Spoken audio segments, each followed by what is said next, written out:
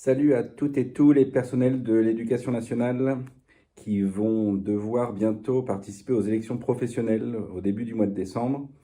Le SGEN-CFDT essaye de venir en soutien pour simplifier au maximum ces démarches.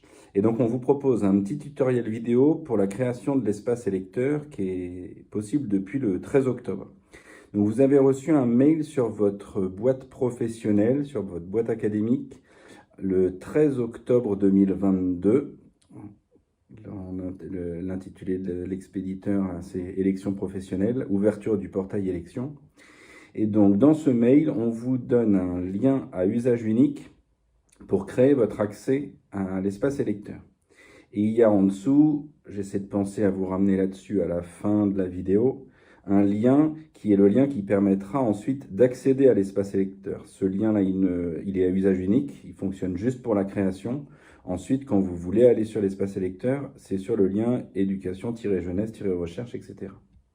Donc c'est parti, je clique sur accéder au portail élections et on me demande d'initialiser un mot de passe.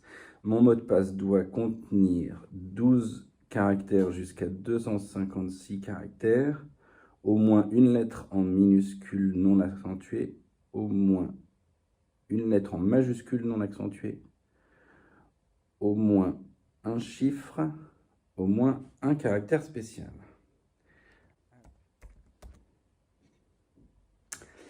Le CAPTCHA.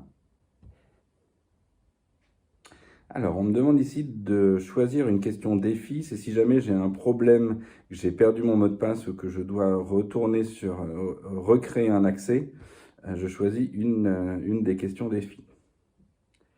Hop, alors, quel était le nom de votre premier animal favori?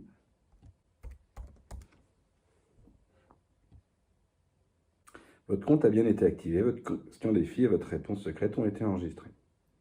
Voilà, donc j'ai déjà accès à mon compte avec des tutoriels sur le parcours électeur, sur le parcours de vote du 1er au 8 décembre.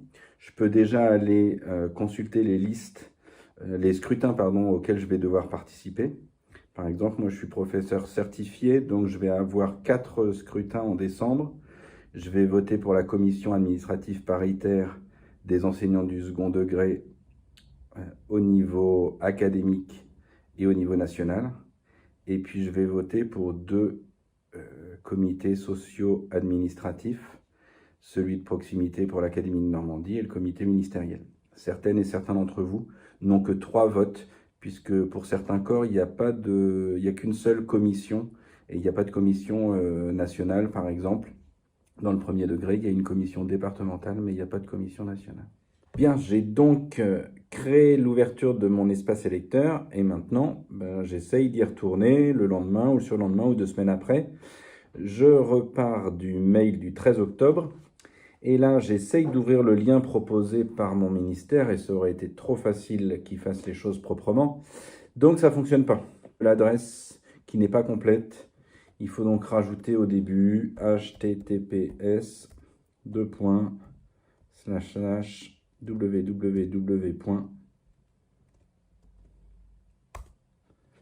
Pour que j'accède au portail élections. Bien. Et alors, je peux me le mettre en favori ou en signé ou en marque-page pour pouvoir y retourner plus facilement.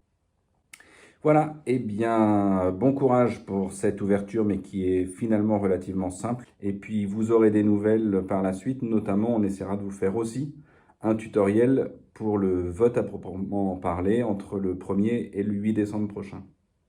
À bientôt!